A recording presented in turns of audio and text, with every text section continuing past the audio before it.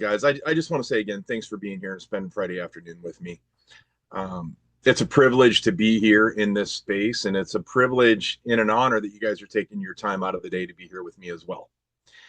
My hope and my goal is every week when we get together, we have a different topic of conversation and different levels of curiosity, and it's literally an explorative and a generative conversation that can hopefully bring healing and just insight as needed and just be thought provoking. So I really appreciate you guys being here. As you said, Sarah is recording this. So with that said, if at all during the talk, if you have a question, you don't feel like being on camera, you can put it in the chat below and she'll go ahead and pause the recording so we don't have to worry about that. And in order to just get it going, if you hear anything that comes up that strikes a nerve and you want to say something, just throw up your digital hand. You know how to do that. The reactions button down there, raise hand. That way I can finish my thought and then you don't get forgotten or left behind, because the worst thing that I can imagine happening is you guys have a thought that you want to share and it doesn't come out. And I just want to make sure anything that comes up gets to come out if needed. So with all that said, I'm Richard Sprunger, Richard Doc Sprunger. I didn't know, one, that you could get paid to be a firefighter until I became one. And that's why I take the title Doc so well. I was in the military 15 years, 5 deployments as a SEAL. I was a medic within the teams. And a fun fact about Richard, another reason I call myself not your typical Navy SEALs, I didn't want to be a SEAL. I wanted to be a combat medic. But I had to hyperachieve, and you'll understand that in a moment. I'm going to recap my story a little bit. I had to hyperachieve. So when I became a medic, I wanted to be a medic for the badass of the badass of the badasses. And to me, thanks to the movie Navy SEALs, it was the Navy SEALs. I actually initially at one point thought I was going to be a warrant officer in the Army and fly choppers. And then I thought I was going to be a fighter pilot because of Top Gun. And then it hit me, I wanted to be a medic. So I grew up in a volunteer fire department, and my mom and grandma and grandpa and aunts and uncles in nowhere, Ohio, literally, and I mean that, we didn't even have a stop sign, a stop light. We had stop signs. In a place called Chippewa Lake, Ohio, they were volunteer firefighters. And I remember when the little pager would go off, I'd run out into the garage, I'd open up the garage door, start the Toyota station wagon, put the red light on that spins. You know what I'm talking about, Rich. The old, and everyone here will understand this when I say it, the old Starsky and Hutch light. And then my mom, because I didn't get a chance to see my dad do this because he was taken from me earlier, but my mom would drive code to the fire station to go fight fire in the 80s and get paid something like $1 an hour to fight fire. So I didn't know you could get paid to do that. So when I went in the military, I had to do something special. So I had to be a medic. So I became an EMT and then a paramedic, and then found out what a combat medic was a 31st MEU for a while, as a Marine Corps medic, then BUDS, and then a SEAL medic. And it was only because I wanted to be a medic for the guys that were on the front lines. That was it. That was my motivation to get through BUDS. But how did I get there? When I was 12 years old, I was sitting on the couch waiting to go roller skating with the roller skate group from the church. But I couldn't go till my dad got home. He was going to take me. And I'm waiting and waiting and waiting, and he's not coming home, and he's not coming home. And then my mom and grandma come in the door. My mom is wrought. She's hysterical, crying, wailing, just emotion. And that's how I found out my dad was killed. He was killed by a drunk driver when I was 12. And I lost my mom emotionally at the same time. And that was literally the foundation of Richard, that defining moment, because I remember sitting in the corner of the living room by myself alone. And every time somebody came over, they went to my mother because her grief was so deep. And I was left on my own to take care of myself and be strong and grow. And so it was really just my sister and I that got us through the next several years until my mom was able to heal a little and then come back into relationship with us, which eventually she did. But those first 6 months, year and a half, 2 years when I really needed her, she wasn't there. I'm not angry about it anymore. I was, because I realize now that she gave me 100% of what she could, but it was 5% of what I needed. We all have our own story. We all have our own journey. We all have our own backpack and baggage that we carry. And that's the hope today, is to share with you a little bit of the baggage I carried, and maybe you can relate, and together we can start laying down some of the weight. But at that moment, I decided I was going to be strong. And then we ended up moving, losing the house, moving into a trailer, had no running water, just lived literally on a river, van down by the river, right? But lived on a river, no running water, and I'd bathe in the river. And kids knew this. So I started getting picked on and bullied. Even though you're a big guy, you can get bullied. I was 6'4". I was a 6'4", 205-pound freshman in high school. I was a monster, but I still got picked on. And that saying, sticks and stones will break my bones, but names will never hurt me, is bullshit. Because the names hurt deeper than anything. And I remember getting picked on because we were poor, we didn't have money, I got free lunches, I lived in a trailer, all these things. And that started this pursuit of hyperachieving. Not one martial arts, but two. I got 2 black belts. I'm a combat jiu-jitsu instructor. I had to join the military. Couldn't just be in the military. I had to be special, right? So then I was a medic, and then I was a combat medic, and I had to keep achieving. And then after multiple injuries, and I was forced to leave the military, I had to do something safer. I became a firefighter. I couldn't just get out and go work as a teacher. I had to keep being special. And what I didn't realize until about 10 years ago was the day my dad got killed defined me, and it was the foundation of Richard. I went on a 30-year journey of trying to make a dead man proud and earn a dead man's love. I can't tell you how heavy of a burden that was to carry.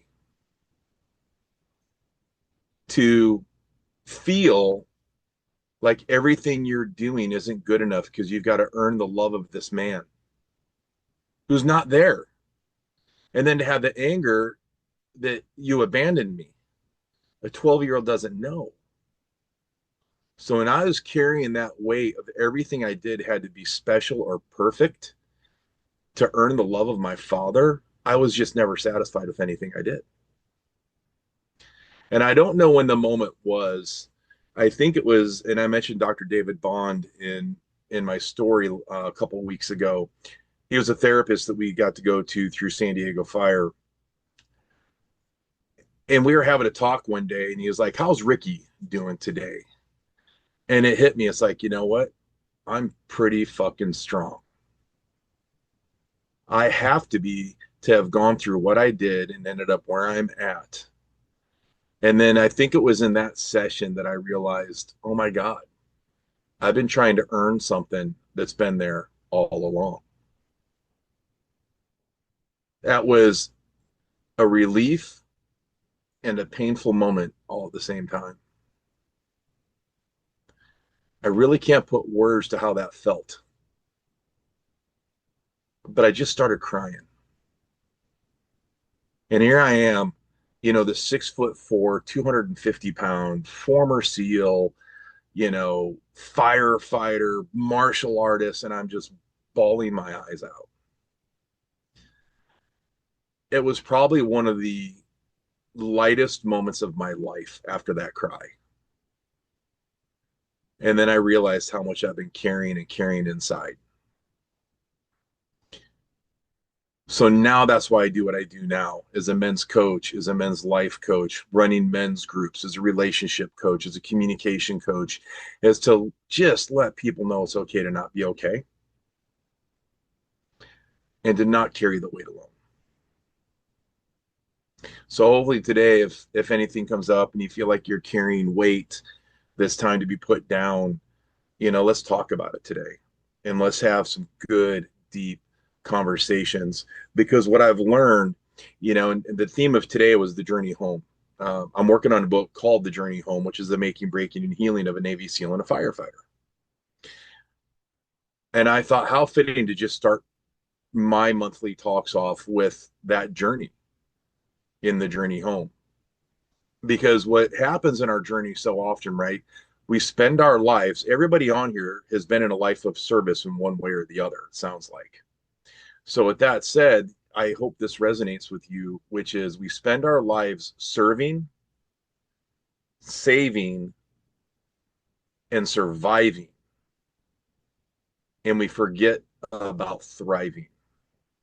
Often we lose parts of ourself along the way. And today, I want to have a conversation. What does it look like to come home to your heart, your truth, and yourself?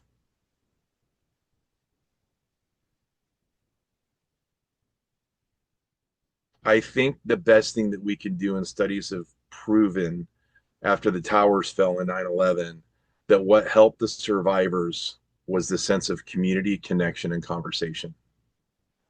So we couldn't be doing a better thing for ourselves or for the world than being right here, right now, and then taking whatever you can glean from this to those that you love. So that's kind of who I am, kind of why I'm here and ended up here.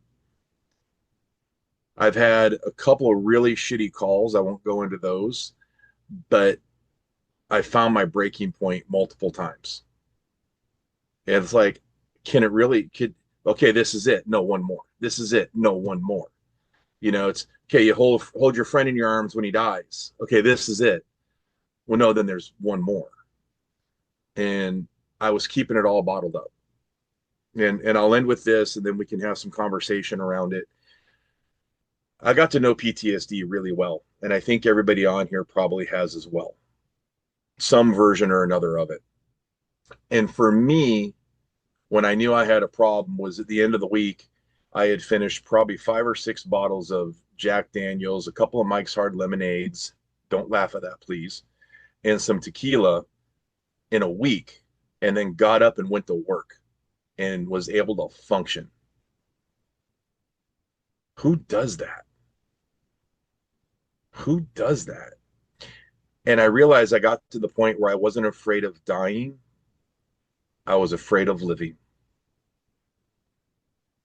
because I didn't know when the symptoms and the feelings and the anxiety and the hopelessness and the depression and the hyper alertness was going to kick in.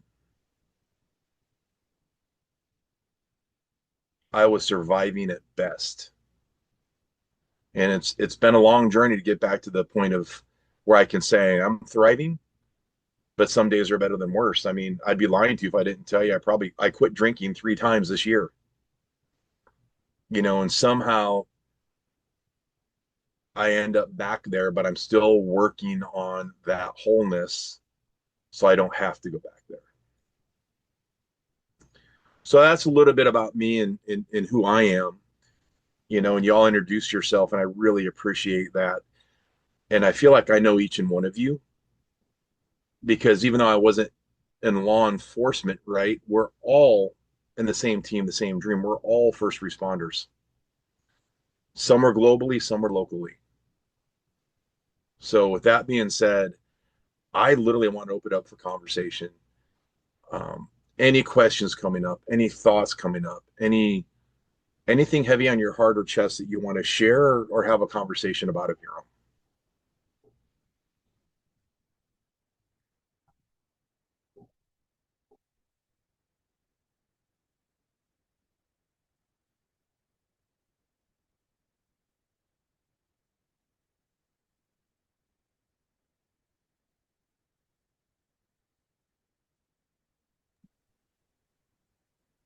Looks like Rich's hands Oh, up. there it is. Okay, you did move. You blended in the background, Rich. Your hand literally blended into your picture. I'm like, why did he move? I didn't even see the hand. What's coming up, buddy? Uh, wow. I just wanted to say that a lot of your story resonate resonated with me. I lost my dad when I was 13. My mom remarried, moved away. I had no idea that that was abandonment. My dad was a World War II Navy veteran. He's 30 years old when he died. Alcohol. Uh, and like you, I I went into law enforcement was my childhood dream, and I went into it to honor him, you know, and uh, yeah, very similar things that happened. And with me, after the kidnapping, of course, back then there was no hope for you. There's nobody to talk to. You couldn't even talk to your coworkers because you didn't know how they were going to react to it. So I started drinking. I had a very intimate relationship with Johnny Walker and Jack Daniels. A buddy of mine owned a liquor store. I knew that if I was going to work past 10 o'clock at night when they closed, I'd call him and he'd put a bottle outside in a bag behind a garbage can. I'd pick it up, take it home at fifth, pop it open, drink it, play some music, pass out, get up the next day, go to work, do it again, right? And there were times when you fall back on the bed and it feels like the room is spinning. And I would say, Lord, if you get me through this, I'll never drink again. Well, that didn't last long. Mhm. And I didn't get any real help until 1991 when I got to DEA headquarters and they finally had some counseling. And then even with that, I didn't tell everything because I was ashamed. I didn't tell them everything. And it wasn't until I got on the power of our story that I actually was able to really let go of all the stuff that I had been carrying over the years. And I wasn't able to be on last week because I was at we buried my mom. She's 102 years old, so I was at her funeral. Very nice service, and uh, yeah, thank you, appreciate it. Man. I uh, I want to commend your openness and sharing that with us. And so many factors that kept you from telling the truth and telling the whole story. You know, um, I can't imagine how it was back then because I experienced early on in my career that you couldn't talk about it. And we've come a long way, but not far enough.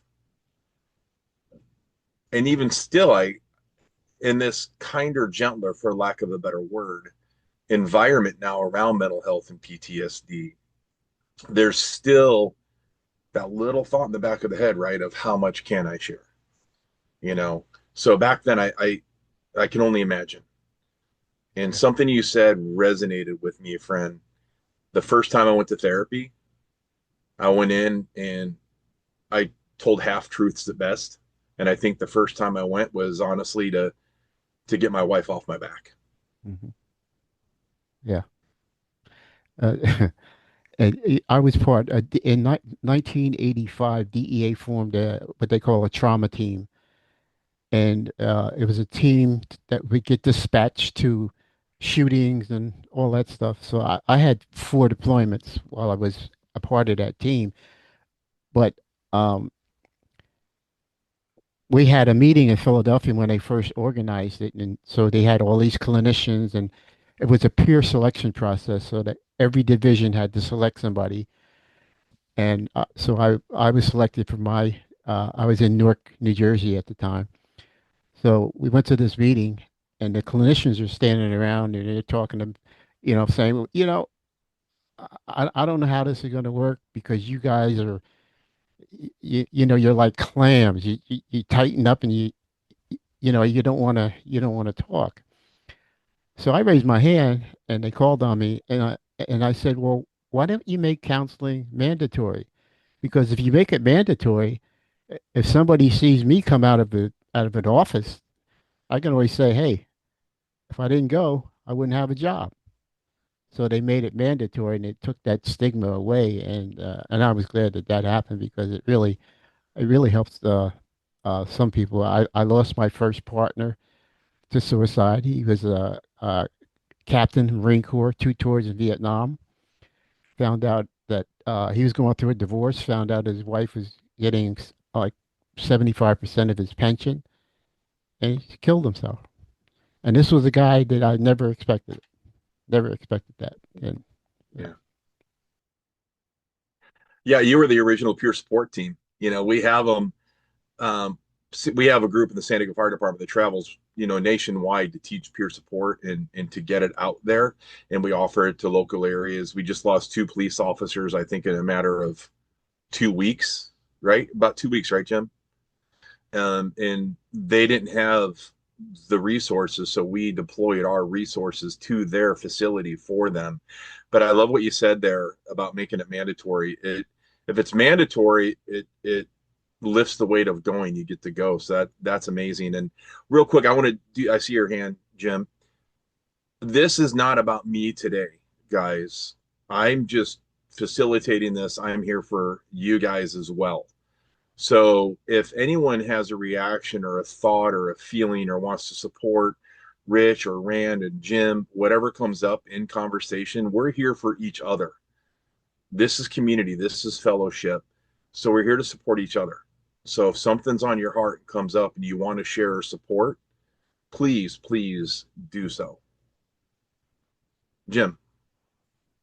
So I wanted to offer up because we've talked a little bit, and I'll touch on the dispatcher piece of it. But a few targets of opportunity, I think, that are out there for any of us that are working with, in particular, the first responders out there. But there's probably others. I look back at my journey, and it started in 1979 at the age of 14 as an Explorer Scout. And things were very different then. And I think one of the things that we don't recognize, and when I say we, right, like police officers, firefighters that are working with these young individuals and trying to orient them to the career and the profession, et cetera, is that they're not ready to deal with some of the stuff that we deal with. And so, somewhere around the age of 14, 15 was when I saw my first, gunshot to the head suicide victim, burn victim being pulled out of a structure fire, things like that basically, and again, 1979, 1980, in that era, we didn't go back to the firehouse and talk about it. It was like, 14-year-old kid, just go sit over in the corner, and so, I mention that just because I think sometimes we forget, as we're working with reserve firefighters, different people that we're bringing into the professions at a young age, that they're not, they're not ready for that, and that we should make steps to make sure that we're not exposing them to those things as much as possible. And if we do expose them, how do we address it? That kind of thing. Fast forward a whole 2 years at the age of 16, I started my career as a dispatcher in the fire department. I was a junior in high school. I worked on a fire department shift schedule, working nights, sleeping in a dispatch room, waking up in the middle of the night, answering that telephone call, talking to that person. Again, 16 years old. And we weren't ready to start talking about any of that kind of stuff. It wasn't until I had an event in 1991, 12 years later, right? So 12 years of stuff packed in there before we ever got to this event. Had an event, walked back from that incident, walked into a room full of people with a battalion chief sitting there looking at the three of us as we came back from this call and going, "You guys need some fucking help? Need to talk to somebody?" In front of a crowd, right? So what happened? The three of us spun circles, walked out, and went back to the fire station, to our station, right? And at dinner that night, it was dead silent. There was no talking at dinner. And one of the guys picked up on it and said, "Hey, something's wrong." And we literally launched our first critical incident stress and peer support program and all that kind of stuff launched from that day. And so it was, you know, and it was a big change.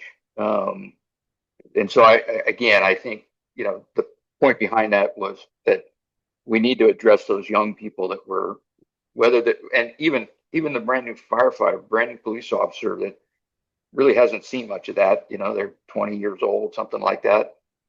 We need to address those people early.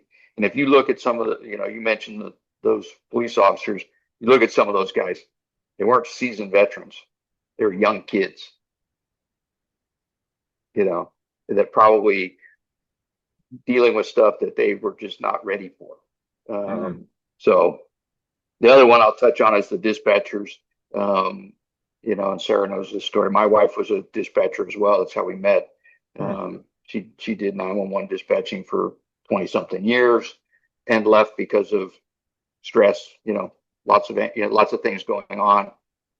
But interesting enough, Sarah was, I don't know, it was a couple years ago now, 3 years ago, something like that. And I don't even remember the name of the movie, but it's the you know, the 911 trauma movie that came out a couple years ago. And then we're doing a showing of that here in San Diego, and I convinced my wife to go. And she's like, I may get up, I may walk out. You know, we're sitting there in the front row. She's like, I don't know about this. I may get up and walk out. But the interesting thing was we came home that night and sat on the couch, and probably the first time in 30 years that we actually told each other a bunch of stuff that was buried down on both sides. So, you know, it's that process, even with the work, you know, I had done and that kind of thing, I was still, you know, pushing stuff down and not, you know, getting it out there. So I encourage people to recognize that and continue to work your systems and continue to tell your stories. What I'm hearing you say is that we got to prepare people for what might be coming. And when I speak as a peer support member at some of the graduations from various fire academies, police academies I've gotten to speak at, and I share some of these stories, and I tell them this isn't to scare you, it's to prepare you. Because it's not a matter of if, but when. Something is going to bug you. You can only be so strong so long. Something is going to hit you, you know. And, you know, you guys weren't on my first call with the power of our story, but you're going to hear me say this every week we're together if there's new people. When you walked in that room and the chief asked you, do you guys need some fucking help? I think is exactly how you said it, right? You guys all probably said what? Either said nothing or you said, nope, we're what? We're fine. See ya. We're fine. And that's what I want to encourage you guys. Don't accept that answer from anyone anymore. At least not without asking them again. How are you doing? I'm fine. No. How are you doing really? And then maybe they can say they're fine again and you can buy it. But don't accept that. I feel that too many people's lives have been lost by their own hand because somebody accepted that the first time. Period. FINE stands for effed up, insecure, neurotic, and emotional, or feelings inside not expressed. Well, both of those can exist at the same time, right? Your nervous system and your trauma system is so jacked up. You are effed up, insecure, neurotic, and emotional. And also there's those feelings that we're not expressing. So I encourage you have conversations with people. Don't ask anyone how they're doing if you don't have 15 minutes, period. And don't accept the word fine. And I would like you to try that just as an experiment for the next week or two. Don't accept the word fine. And you can have fun with it. You know, I met this knucklehead on this conversation online the other day, and he told me not to accept the word fine. So you ain't getting away with that. What's going on really, Sarah? You know, and let him tell it, because I've had grown ass men break down in front of me when I asked them the second time. So, Sarah, I saw your hand go up, and then Deborah. Yes, thank you. As always, such a rich conversation. Thank you so much. You know what came up for me after Jim was talking to is we had a wonderful therapist on the Power of Our Story.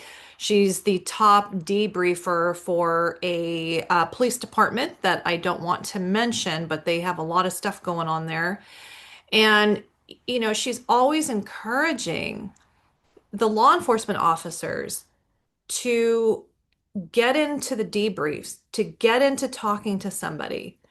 Because at best, what happens is they come in maybe for, debriefing their whole career like a year before they retire, which is better than nothing, right? Because what happens is they lose their tribe when they retire, and then all the stuff comes up, right? It all comes up, and what do you do with it? You don't have your friends, you don't have your purpose, you don't know what your identity is anymore. And when people finally come back to her, um, it always comes back to like the first incident. There's so many incidents. Like where do I even begin? Well, the ones that are the biggest ones are right at the beginning. And so I just feel like I want to keep pushing her own voice out there, her message of what she sees in wanting to protect our protectors is the earlier that you can get in there and deal with these incidents and not suppress it, you will be doing so much for your health when you retire at such a young age. Like you shouldn't be dying 5 to 7 years after you retire. You should have 30 more years, right? So, this is like a message that I want to push on from what she's actually seen from experience on her side as a clinician. So, again, beautiful share, Richard. Beautiful talk. Great responses. Thanks so much. I appreciate what you shared there too. For me, it wasn't the first call, and this is why I was already so jacked up when I got to the fire service. I was already so guarded, and that nothing was getting in. And like I shared on my talk, emotions are like going to the gym. And what I mean by that is you can't go to the gym and work out really hard and then say, I hope my left leg gets skinny, right? It's systematic. So are our emotions.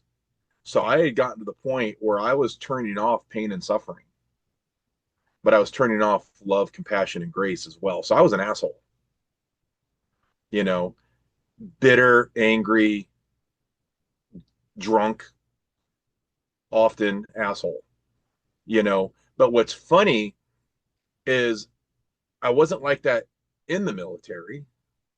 When I got out of the military is when that actually started to happen. And then the calls that affected me, I probably don't remember the first 2 to 3 years on the fire service. I couldn't tell you.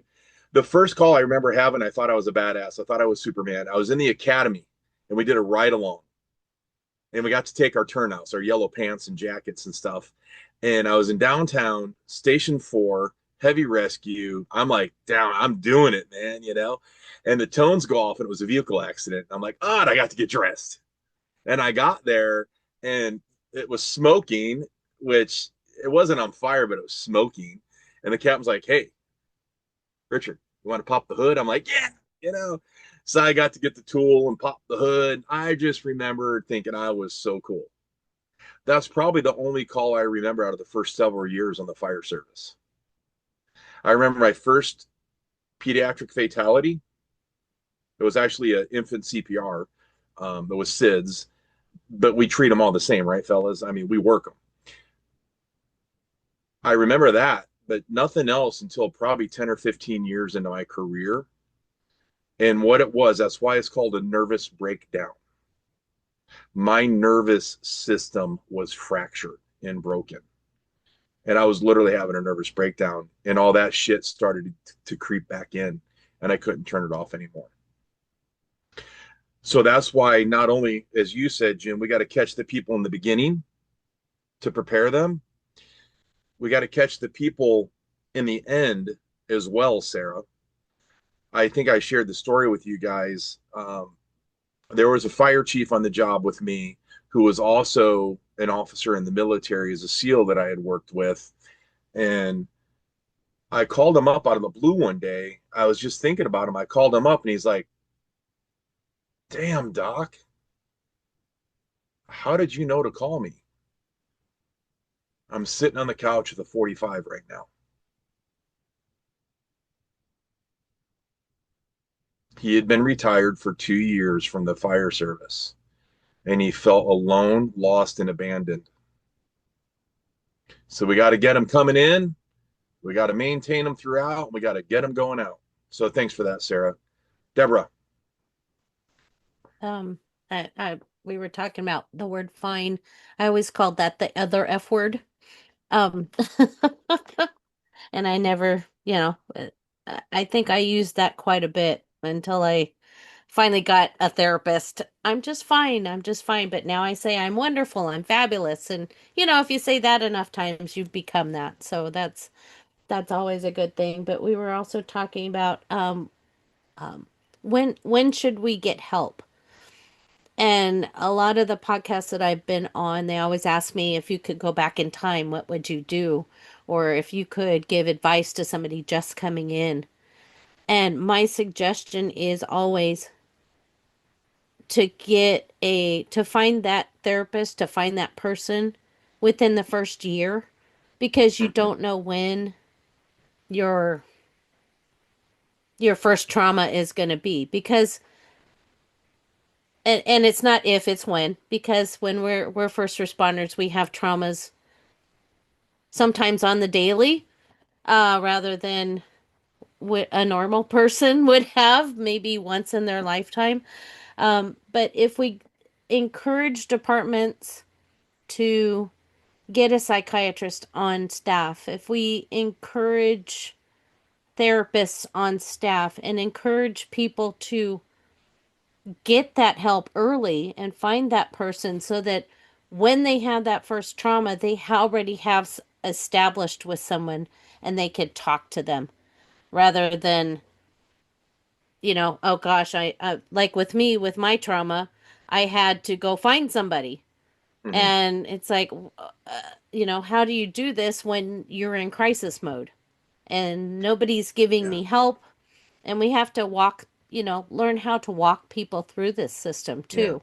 Yeah. And then at the end, you have the administrative betrayal, where nobody keeps in contact with these people that are no longer in because of their traumas or because of retirement, and they're not checking on people. They're just forgotten.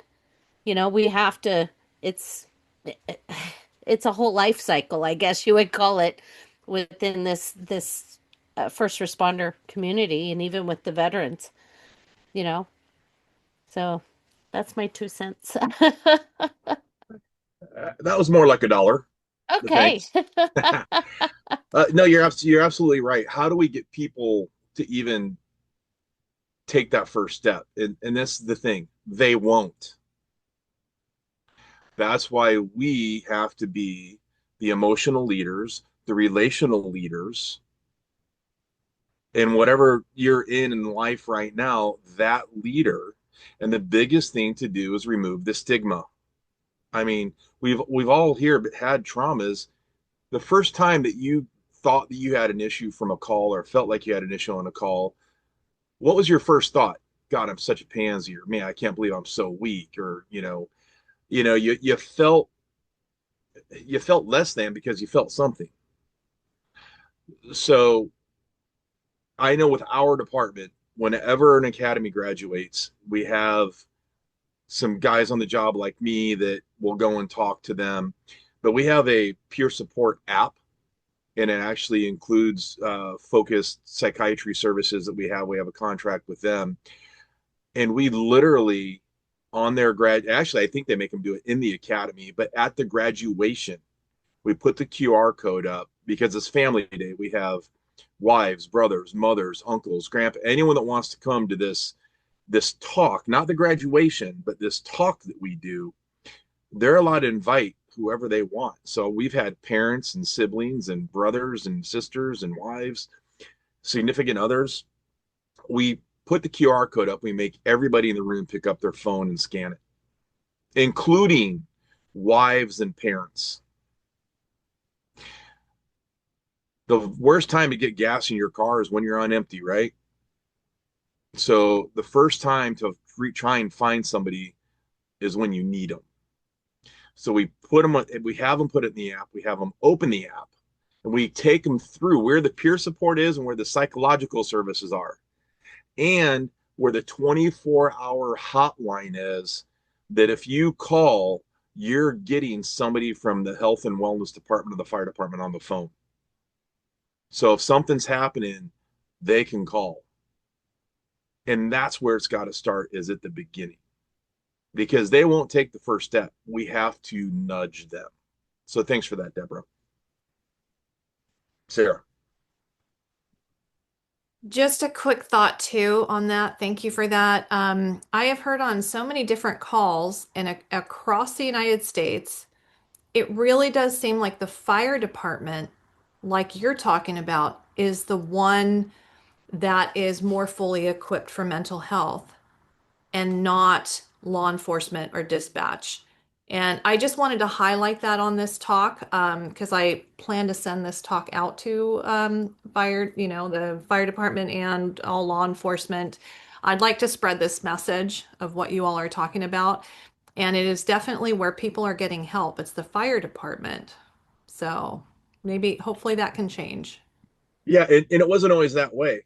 And I don't know where it started. All I can do is speak to San Diego, but I've heard that from a lot of people, Sarah, a lot of people. And we used to put more effort into what we used to call No Shave November on the department than we did mental health. Now mental health, at least for us here in San Diego, on both departments,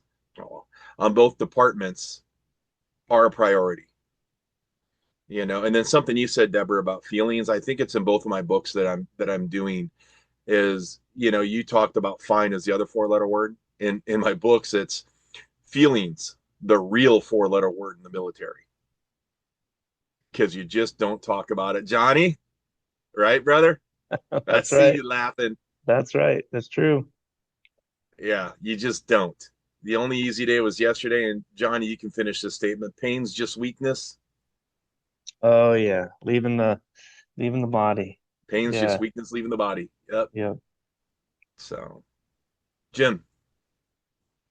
So I was just going to throw out an idea, and this is something that I have pondered for years, to answer part of Sarah's question. I think that one of the nuances or differences, and maybe the reason why the fire service has evolved more into the mental health than law enforcement, it really has to do with the makeup of our organizations and the way we work. I think in the fact that the firehouse, it's a team, it's a group of people who are sitting around having dinner together every time that they're working, and building relationships and talking to each other, and sort of kind of that team environment, where when you look at most of law enforcement, they're by themselves in a car, you know, and they're not building that kind of partner teamwork kind of environment,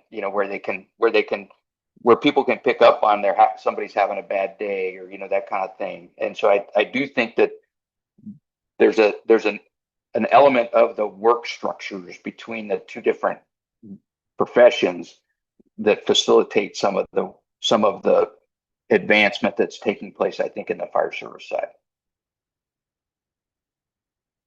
Yeah, I absolutely have to agree with that. It comes down to the camaraderie aspect that we have. In the fire service, we live together. 96 hours straight, sometimes in the same station.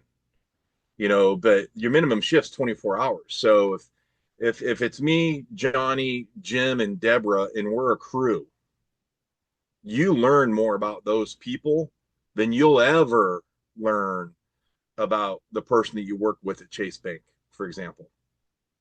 You'll cry together, you laugh together, you have family meals together. I mean, who at Chase has their whole family come into the bank for Thanksgiving dinner?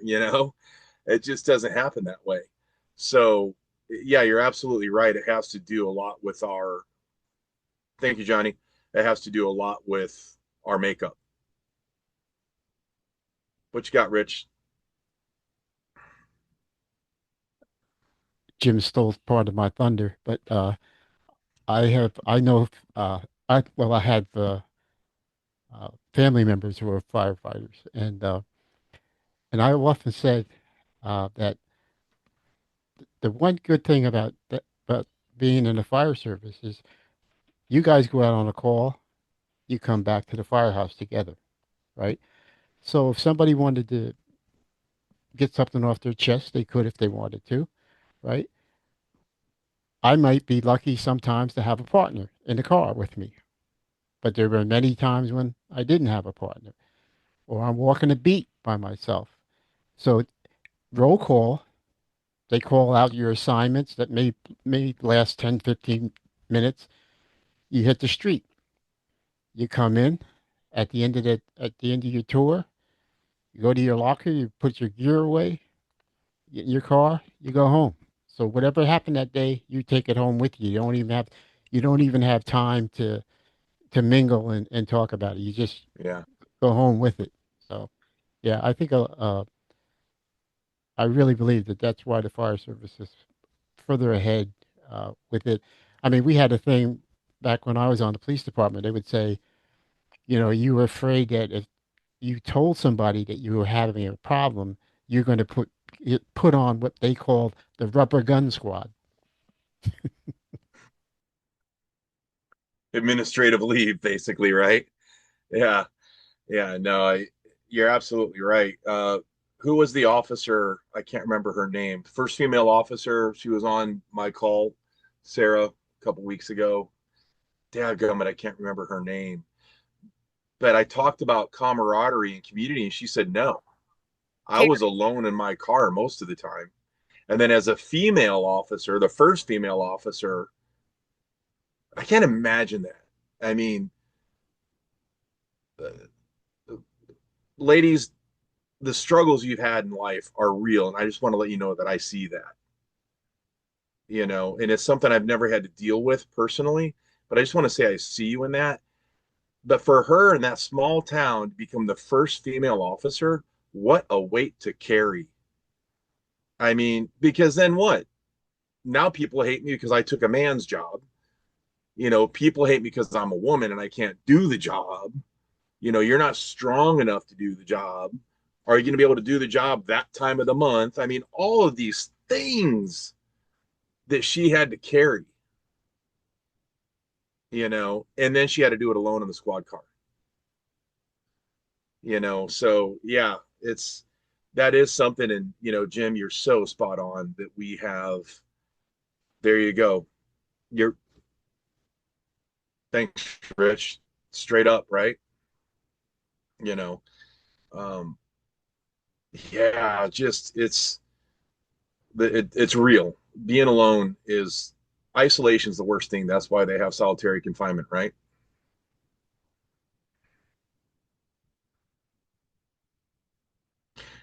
Yes, ma'am. And that also works with dispatchers too, because you're in in a small department, sometimes it's just one person. And when you're in a large department, it's so busy that you don't have time to talk with your workmates. So, and you're also isolated with the phones. They have you in little cubicles sometimes. And Hmm. it's hard to talk with, I had a great department. We all knew each other, and it was small enough to get to know to everybody and all the patrol officers and things like that. And I think that's why my trauma hit me harder, because it was more like a family, you know, thing, that I knew who this person was and whatnot. But, when you have a large department, you don't know people. In a small department, you're alone. Yeah. And when I was a military police officer, I was the only female in my company as a military police officer. And so you have that separation. Yeah. Um what our department did when they redesigned our we had a new building built. Um, to combat that, they changed the style of the locker room so that before you would have a men's locker room, a women's locker room, an open bathroom kind of concept with the showers in there and the locker room. Well, when they redesigned our locker room, it's the locker room and then pods for the bathroom. So there was a bathroom with a shower in it that was separate. So you had like eight or nine of those. So that when you went to that locker room to decompress or whatever, it wasn't separated male and female. So that the female deputies could speak, go in there and talk to the men and still have, privacy if they needed other things to do. They weren't down dressing in front of the guys per se, but you weren't able, whereas when we were in the old building, the female deputies were separated when they went in to get ready to go, and created a separation and a lot of alienation between male and female officers. So just even that little bit can help. Yeah, I can see that for sure. And I heard an old fire captain say that the worst thing that ever happened to the fire station was private rooms and TVs in the rooms, because some of the best healing, right, came from the open bay barracks where you would be sleeping after that call. Hey, how you doing? I'm not doing good. Me neither. Let's go have a cup of coffee. So speaking of coffee, am I the only one that has a cup of coffee for coffee and conversations here? I mean, come on, y'all. um, I know we're at the hour, but I want to put a couple of questions on the table for you guys, and I've got time if anyone wants to stay on and keep talking. So I have a couple questions for you guys, as far as the journey goes and where we're at. Who do you have that helps you feel most at home in your own skin?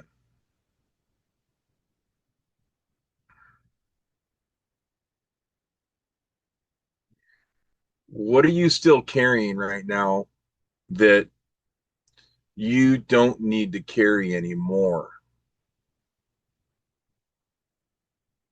And what's it going to take for you to offer yourself the forgiveness and the grace to sit that down?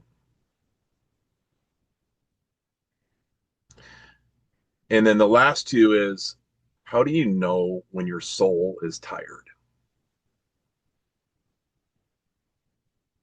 And what practices do you have to reconnect to it in yourself?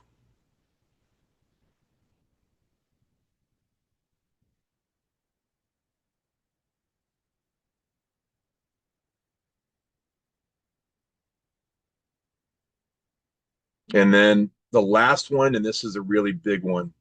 I didn't even pull out the deeper ones yet that I had. How has your service shaped or distorted your sense of identity?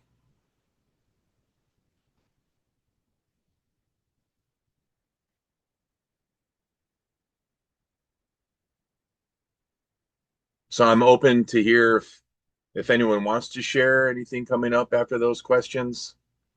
Um, I know in response to the last one a little bit, the downfall of my service within my family was my inability to offer empathy and my inability to understand their perspective. One of the teachings that I have now is specifically for couples, but really for men, is to understand your partner's perspective. Can you imagine being married to me, former SEAL, former firefighter, and you're coming to me to complain about the garbage disposals being broke, or the trash is over full or something like that? I'm like, that ain't a real problem, right? What's my point to that is, until we really understand the perspective of our partner and what they're bringing us, you can't truly hold space and be empathetic to them. Does that make sense? So for me, it was trying to solve their problems or help them with what they're experiencing through my lens. But So go ahead, Jim. I was just going to say, that's one of those ones that I've dealt with, or look back on, and it was mostly raising children. Um, that was who I was, what I was dealing with, what I had gone through, all those elements, um, certainly blended over to raising children. And uh, a couple years ago, through the leadership program, because we were doing the program online and we were recording it, there's a point in the session where I give a 12 or 15-minute journey, presentation of the whole kind of life shot, right? Um, and so I went into some of that stuff, and afterwards it was, my kids were 30 something at that point, and but I saw that video and I thought, I wonder. And so I actually clipped that video out and I sent it to my kids. And, my son was the first one that replied back, Dad, I had no idea. That why you were the way you were was probably because of some of this stuff, you know. And, Yeah. and that was, that's the aha moment, right? Of like, yeah, okay, I guess I was. Yeah. It's funny is how many things about you do they not know? Right. My wife got me a book, two books, and it just says on it, I want to hear your story. And it's a journal to tell my story to the kids. So they're going to get part of that with my books for sure.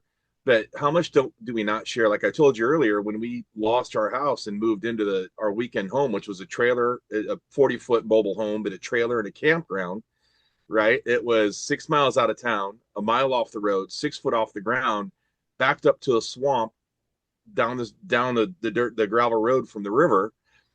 And I told the story, it might have been, I think it was this year, about not having running water and having to literally take a bottle of shampoo and a towel and go jump in the river to take a bath. And my kids looked at me and my daughter's like, you what? Like they had no clue. I mean, she's 33 and he's 29 and they had no clue. What's coming up, Rich? Um, I lost a marriage, and I didn't realize until I went to counseling when I unloaded some of this stuff in '91 that I was I was pushing people away because of the abandonment issue that I didn't realize I had with my mom, and the therapist told me I had a lot of losses at an early age, like my dad and my grandfather and stuff like that. And so after my wife and I divorced, I had a conversation with her. I said, I don't want to get in a situation where the kids are going to say, is your dad going to be there or is your mom going to be there type thing. We got grandchildren together, blah, blah, blah. And I told her, I said, I didn't know who I was. I said, and to be honest with you, I said this to Sarah a long time ago. I don't really know who the real Rich Oakley is, even to this day, Mm. right? And so, and then my daughters, when I told my story the first time on the Power of Our Story, uh, Patrick McCurdy said to me, make sure you let your daughters see this, hear this, or watch this. And I did. I sent it to all three of my daughters, and it was the first time that you know, they would say, Dad, now we understand a little bit about why you would come home, you're quiet, we always thought it was maybe we did something, you know. You come home and you put on the what they call the doctor office music and pour a shot of whiskey and sit in the corner. Wow. That Yeah, I feel like I need a minute with that. I'm wearing that really heavy on my heart, Rich. I'm wearing that really heavy on my heart, buddy. Um, yeah, that's a lot, and I feel you and I see you, and then you said something that hit me even heavier, which was even to this day, who is the real Rich Oakley? And the men that I work with, that's one of the journeys that we go on in our coaching and in our programs of who am I? The first question with any man that I ever work with, and this applies to women too, but I do a lot of work with men. So I ask you all right here, right now, who are you? If I were to ask you who you are, what would your answer be? And then if I were to ask you, who are you really? What would your answer be? And I guarantee what you're going to write down isn't who you are. So here's a spoiler alert to that. You're going to write down an essay about who you've been conditioned to be. So when I ask the question, who are you, Richard? And I'd love to hop on a call with you if you're up for this, buddy. I'd like to do some reflection on that, right? Write like an essay paper, like a college term paper on who am I, and see if you can remove the conditions, the societal, the cultural, the general conditions of who you are, and actually get to who are you, you know? And the root of the question is, why do you do what you do? And somewhere in there, you'll find you. So I just wanted to see in that, man, that you hit my heart with that one, buddy. And the joke is I have one feeling and you found it. So if you're up for a call, let me know, buddy. Miss Sarah. Hey. Yeah, Rich always has some very deep, vulnerable things to say. Appreciate you, Rich. I think something that I wanted to also highlight from this conversation is the science, the data shows that when you start journaling, kind of, something that happened. What did you learn from it? What is your perspective toward it? What could you, help other people with these things? But just simple journaling, it really gives you the clarity and the language, much more language to be able to communicate those suppressed feelings. So it enables you to not be isolated anymore. So again, it is, but of course, the bottom line in all this is it takes a willing person. You have to say yes to willingness. Nobody can make you do anything, right? Um, so the willingness to do that. And not only that, when you actually share that with people, a supportive group, and you have to be wise, of course, who you share these things to, right? You don't want people that are not psychologically safe. Mm-hmm, mm-hmm. But that anchors in the healing even more. And studies also show that sharing our protectors, our warriors, that when they share their stories in a group, it grows empathy. Mm-hmm. Grown empathy helps them to understand their family, these things that don't seem, traumatic at all compared to what you've actually been through, except that they are to the person, right? And when you're able to share those things, that is where that wonderful connection happens. So I just really love these simple ways and tools to learn how to articulate your feelings, your issue in life, and then you can share it and grow your tribe. These very basic things that we are created to do. So Yeah. again, love the talk, Richard. Yeah. It's called pen therapy, right? And it opens up neuroplasticities that we might not open up otherwise. So and you spoiler alert, you can't tell a man it's journaling. You have to call it like a reflection paper. I want you to write a story. Because you tell a man I want you to go journal, right? I mean, Come on, Rich, Jim. I mean, you're like, no, I'm not going to journal. Sarah. My wife journals. My daughter journals. Yes. No, it's a reflection paper. Yes. Okay. Noted. Never again. Thank you. But seriously, Richard, I want you to, um, I want you to consider doing that, and then share it. We can have a call if you'd like. What else is coming up for everybody? Hello, Steven. Hey, Rick. Sorry I'm I late. gotta, that's all right, brother. I gotta give a shout out to my buddy Steven. We were both Navy corpsmen. We met in a bar in Guam. He was a DJ, I was a bouncer, but we were both on deployment. And we found out that we were actually both from Ohio. And fun trivia, right, Steve, was my mom called me one day and said, "Hey, do you know a guy named Steve Leapley?" I go, "Yeah, why?" He's like, "We just rode on the train back from San Diego to Ohio with his family." What are the odds of that? And I don't know, what was that? 30 years ago, 35 years ago. So, but another Navy veteran, corpsman, healer. See if I can steal that email out of the chat. Oh wow, look at that. I wonder if you can download the chats on here somehow, right? I'm not sure. Yes, you go to the three dots at the top and of the chat window. Okay. And if you click on those three dots, it should pop up save chat. Uh-huh. And when the call ends, it'll download the chat to your computer. Oh, perfect. Thanks.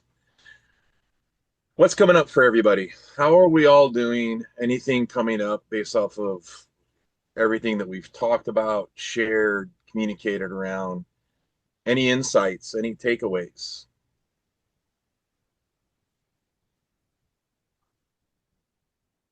But I think your I don't know, half a dozen questions you threw out there at the end.